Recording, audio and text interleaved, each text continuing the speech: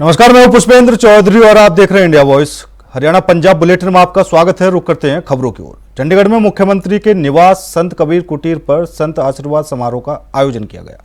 इस कार्यक्रम में सीएम के साथ तमाम प्रसिद्ध साधु संत और बीजेपी प्रदेश अध्यक्ष मोहनलाल बड़ौली एक मंच पर नजर आए। कबीर कुटीर पर हवन पूजन और संतों का आशीर्वाद लेकर सीएम नायब सिंह सैनी ने कहा कि आप सभी पूज्य संतों के आशीर्वाद और प्रधानमंत्री नरेंद्र मोदी के नेतृत्व में हम हरियाणा के विकास के लिए तेजी के साथ दिन रात काम करेंगे। हमने यह सिद्ध करके दिखाया है कि बीजेपी वोट के लिए नहीं, व्यवस्था के लिए काम करती है। ये मुझे सौभाग्य आज मिला है और इस सौभाग्य के बदले में मुझे हरियाणा प्रदेश के 2,80,00,000 लोगों के लिए आप लोगों का आशीर्वाद मिल रहा है। मैं बहुत सौभाग्यशाली हूं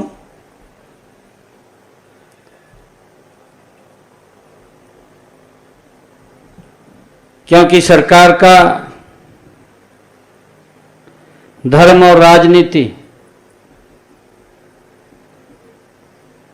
उसका एक संबंध है।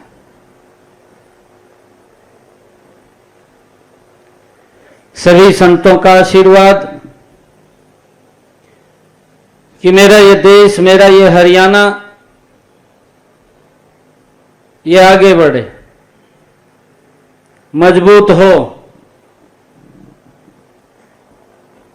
हर हरियाणवी की, हर देश के लोगों की एक ही इच्छा रहती है। पिछले 10 वर्षों के अंदर अगर मैं देखता हूं, आप सबके आशीर्वाद से देश ने भी और प्रदेश ने भी एक नई करवट ली है। देश की समस्याओं का समाधान हुआ, जिनसे हम जूझते थे, देश के लोग जूझते थे। मैं अपनी आंखों से यह देखता था कि हमारी संस्कृति कहीं ना कहीं विलुप्त होती जा रही है, छोटी होती जा रही है। और पिछले 10 वर्षों में वो अंकुरित हो करके दोबारा फिर एक वट के वृक्ष की तरफ जा रही है।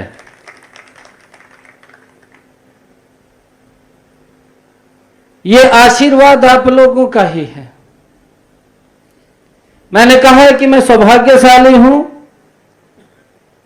कि सभी संतगण का आज आशीर्वाद मिल रहा है।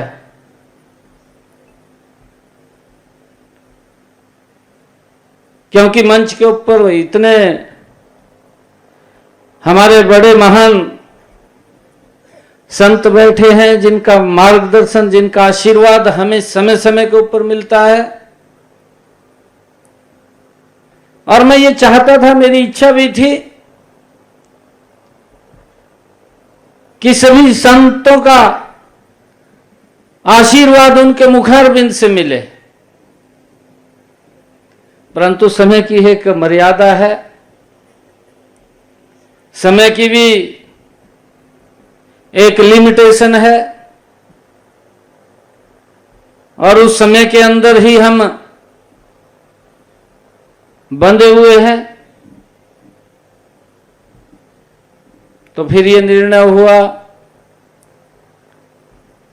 कि कुछ हमारे माननीय दिनेश जी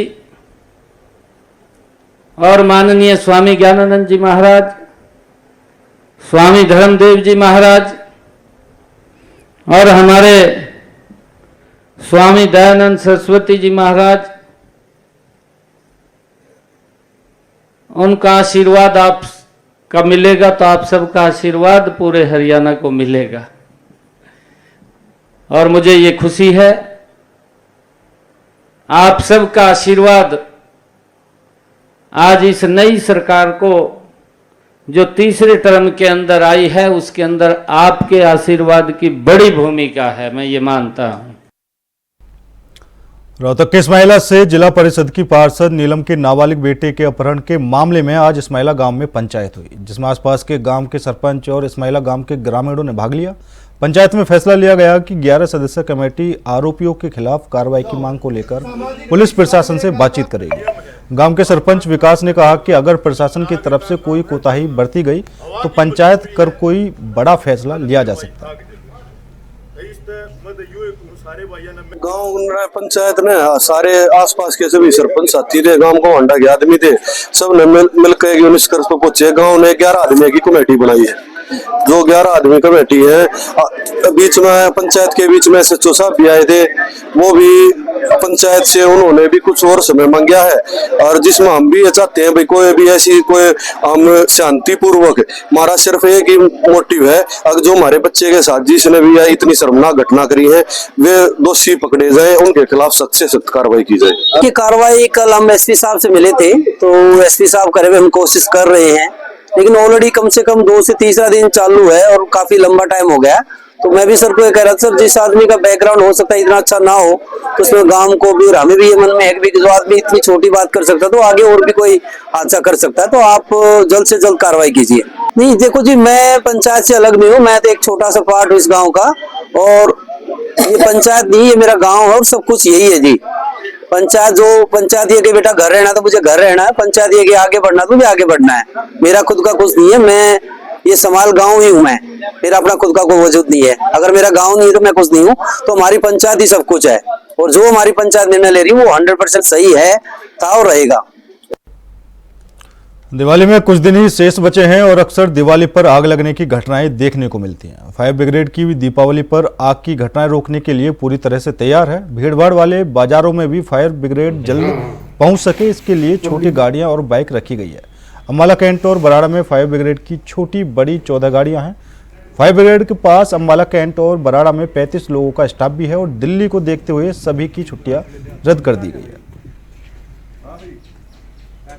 हमारे फायर स्टेशन अम्बाड़ा कैंट पे 28 बंदे टोटल हैं स्टाफ के, और हमारे अंडर आता है बराड़ा में 7 बंदे हैं, टोटल 35 बंदे हमारे फायर सर्विस में कैंट और बराड़ा में है। हमारे पास फायर टेंडर हैं 14, उसमें बड़ी गाड़ियां भी हैं, छोटी गाड़ियां भी हैं, 2000 लीटर से लेके 10,000 लीटर तक की है। जैसी लोकेशन आती है, हमारे पास भीड़ ज्यादा है तो छोटी गाड़ी का टर्नआउट निकालते हैं, कि बड़ी गाड़ी भीड़ में फंसने के चांसेस रहते हैं। और स्टाफ की 12-12 घंटे की ड्यूटी दिवाली को देखते हुए लगा दी गई है, और सारी गाड़ियां हमारी ओके कंडीशन में है, सारियों की प्रॉपर चेकिंग की जाती है। अपने डायरेक्टर साहब के आदेश आए हुए हैं, स्टाफ की छुट्टियां रेस्टा बंद की गई है दिवाली को देखते हुए। रोहतक जिला परिषद अध्यक्ष और भाजपा नेत्री मंजू हुड्डा के खिलाफ अविश्वास प्रस्ताव वोटिंग से पहले भी जिला विकास भवन में हथियार पहुंच गए। जैसे ही पुलिस को पता चला तो आनन फानन में गाड़ियों की तलाशी ली गई और 5 हथियार बरामद कर कुछ संदिग्ध युवकों को हिरासत में लिया गया।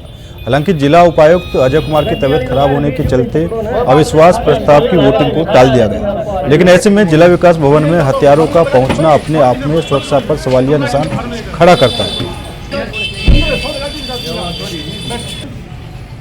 आज की बैठक में हमने अपनी पुलिस की ड्यूटी पूरी लगाई हुई थी। सुरक्षा के लिए महिला पुलिस भी थी, हमारे जेंट्स कर्मचारी भी थे, पुख्ता इंतजाम थे। हर प्रकार की स्थिति के लिए हमने हर प्रकार की ड्यूटी लगाई हुई थी।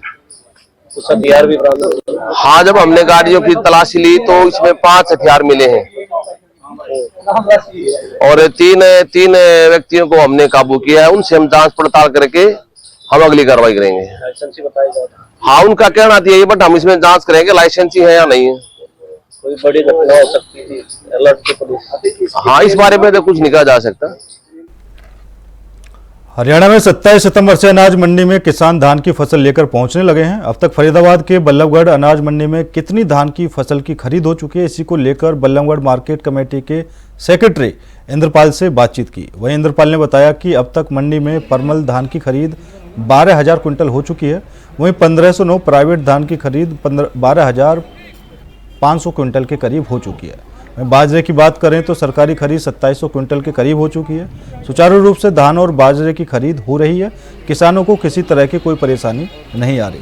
किसानों के लिए मंडी में अच्छी तरह से व्यवस्था का प्रबंध किया गया है ताकि कोई किसानों को परेशानी का सामना ना करना पड़े।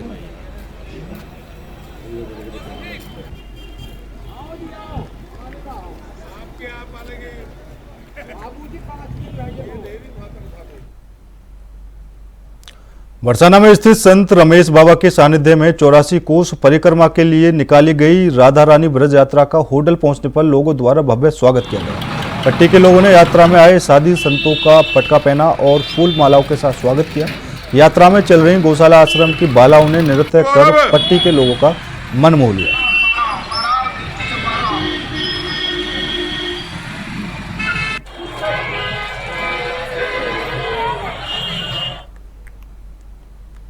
कहते हैं तस्वीरें कभी झूठ नहीं बोलती और कचरे में लगी आग से उठते जहरीले धुएं की यह तस्वीरें हैं हरियाणा शहरी विकास प्राधिकरण विभाग की खाली पड़ी 2 एकड़ उस जमीन की जहां चारों ओर दूर दूर तक सिर्फ और सिर्फ गंदगी का आलम नजर आता है, जिससे न केवल प्रदूषण बढ़ रहा है बल्कि बीमारियां फैलने का भी खतरा बढ़ता जा रहा है। लेकिन नगर परिषद ने इसकी कभी सुध नहीं ली। पूरे मामले पर अब सख्ती दिखाते हुए प्रदूषण बोर्ड ने कार्रवाई करते हुए हरियाणा शहरी विकास प्राधिकरण विभाग के स्टेट ऑफिसर को नोटिस जारी किया है। खाली पड़ी विभाग की जमीन पर कचरा डलवाने और जलाने से रोकने को भी पत्र लिखा है।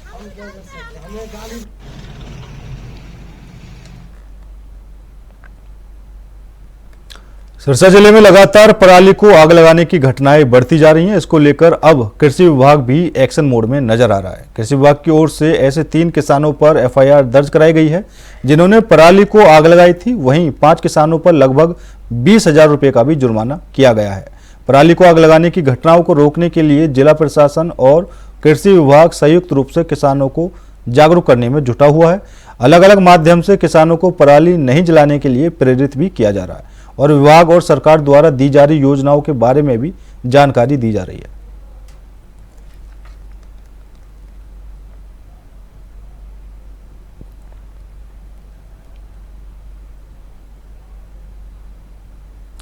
पराली जलाने वाले किसानों पर मामला दर्ज करने के सरकार के आदेश के बाद सरकार के इस फैसले के विरोध में शहीद भगत सिंह संयुक्त किसान यूनियन ने कुरुक्षेत्र के डीसी को ज्ञापन दिया है और कहा कि जो मुख्यमंत्री नायब सिंह सैनी ने पराली जलाने के विरुद्ध जो कानून और नियम बनाए हैं उनको वापस लिया जाए। इस मौके पर शहीद भगत सिंह किसान यूनियन संगठन के पदाधिकारी और किसान बड़ी संख्या में मौजूद रहे। किसानों का कहना है कि सरकार पराली प्रबंधन के खिलाफ लाख दावे करे लेकिन किसान आज भी पराली की समस्या से परेशान है।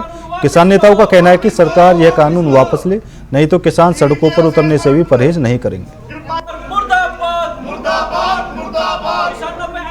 बंद करो, बंद करो, बंद करो। प्रदूषण के नाम पे किसानों पे एफआईआर बंद करो।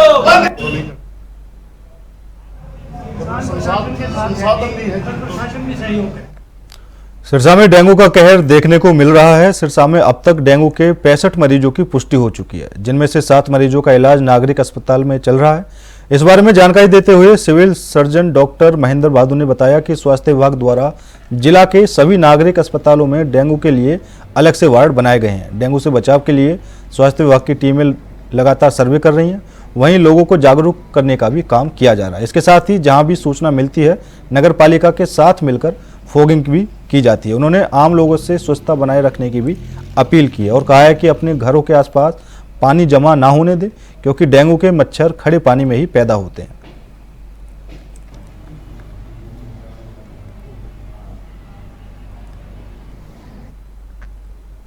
सिरसा में दहेज की मांग पूरी न होने पर ससुराल जनों ने विवाहिता की हत्या कर दी। हत्या के बाद पुलिस ने मृतका के पति को गिरफ्तार कर लिया है, जबकि शेष आरोपियों की 1 महीने बीतने के बाद भी गिरफ्तारी नहीं हो पाई है। परेशान परिजनों और ग्रामीणों ने सिरसा पुलिस अधीक्षक कार्यालय के बाहर धरना शुरू कर दिया। धरना दे रहे लोगों का कहना था कि जब तक शेष आरोपियों की गिरफ्तारी नहीं होती धरना जारी रहेगा। परिजनों ने आरोप लगाया कि बार बार शिकायत देने के बावजूद भी पुलिस इस मामले में उचित कार्रवाई नहीं कर रही। उन्हें आरोपी पक्ष द्वारा धमकाया जा रहा है और शिकायत वापस लेने के लिए दबाव बनाया जाता है। जब तक इस मामले में उन्हें न्याय नहीं मिलता वो चुप नहीं बैठेंगे।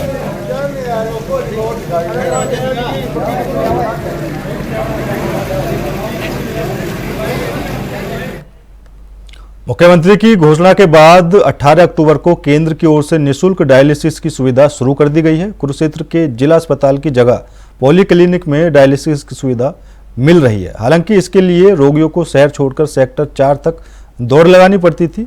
यहाँ भी उनको पीपीपी के तहत सुविधा मिल रही है। डायलिसिस के केंद्र स्थापित करने के लिए पहले एलएनजेपी अस्पताल को चुना गया था, मगर यहाँ जगह की कमी के चलते उसे पॉलीक्लिनिक में स्थापित करना पड़ा। हालांकि पॉलीक्लिनिक में भी केंद्र के पास पर्याप्त जगह नहीं है, जिसकी वजह से 11 की जगह सिर्फ 8 मशीनों को ही स्थगित किया गया है।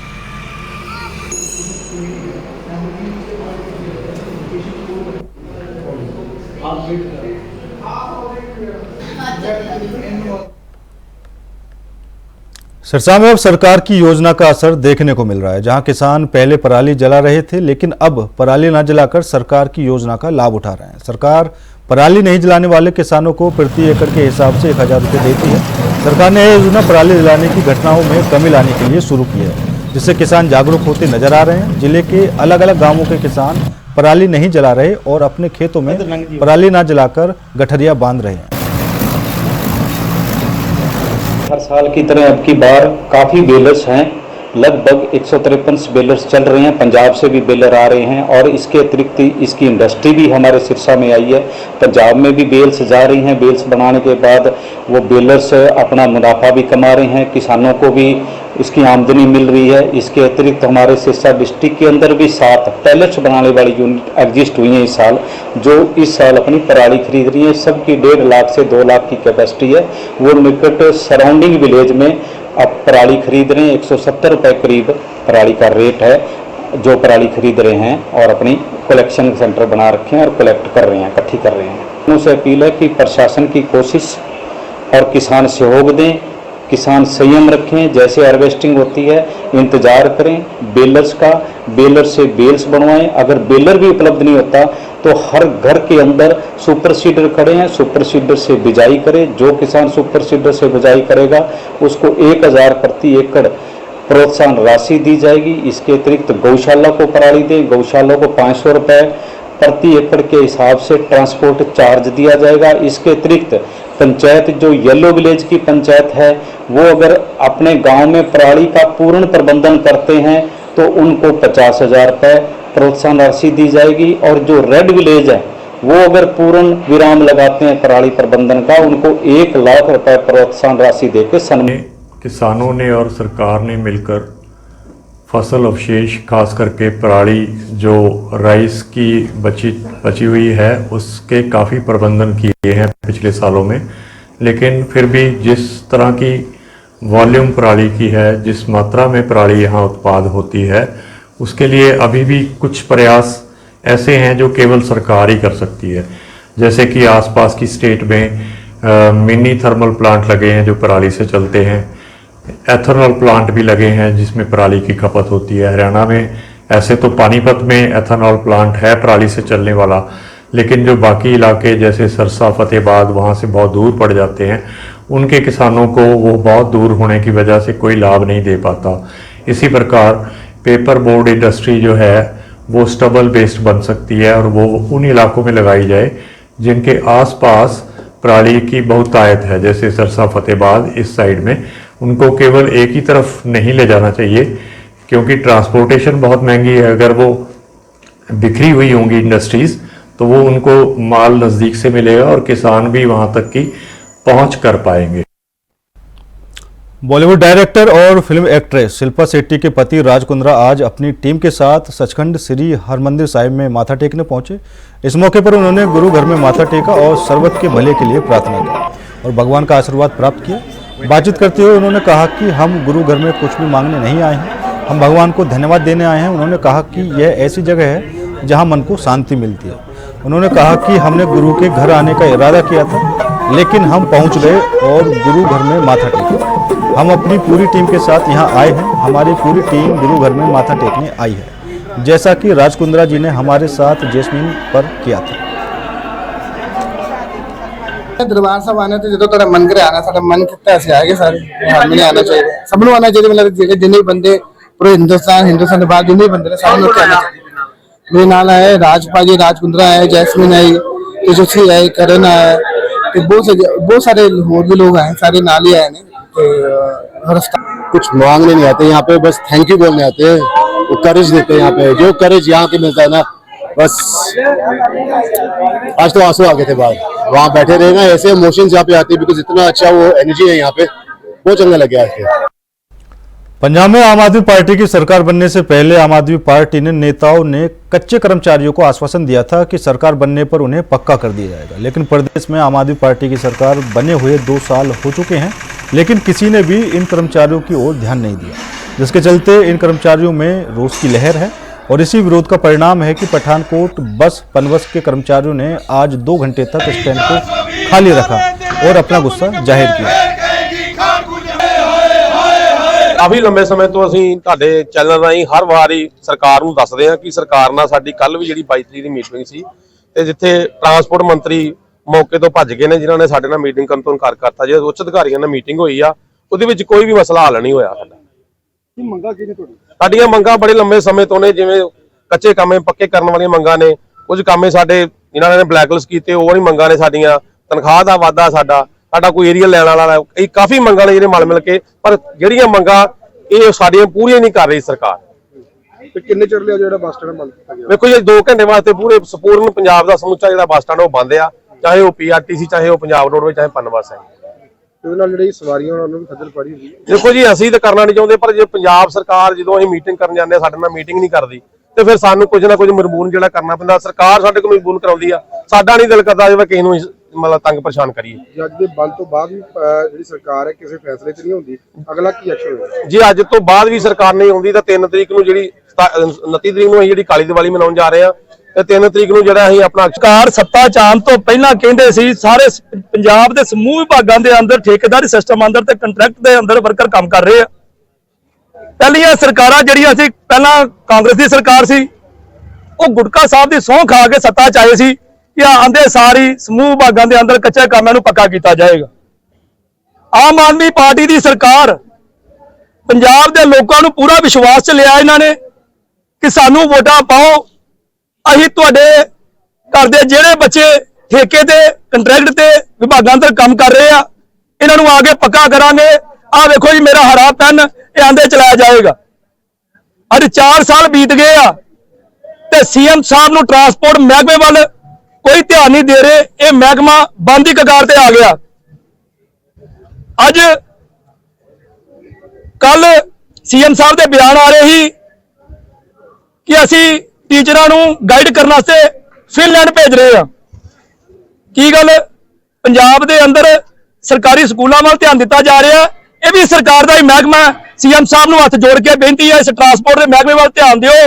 ਇੱਥੇ ਵੀ ਠੇਕੇ ਅੰਦਰ ਤੇ ਕੰਟਰੈਕਟ ਅੰਦਰ ਲੰਬੇ ਸਮੇਂ ਤੋਂ ਵਰਕਰ ਕੰਮ ਕਰ ਰਹੇ ਆ, ਜਿਨ੍ਹਾਂ ਦੇ ਘਰ ਦਾ ਗੁਜ਼ਾਰਾ ਮੁਸ਼ਕਲ ਨਾਲ ਚੱਲ ਰਿਹਾ।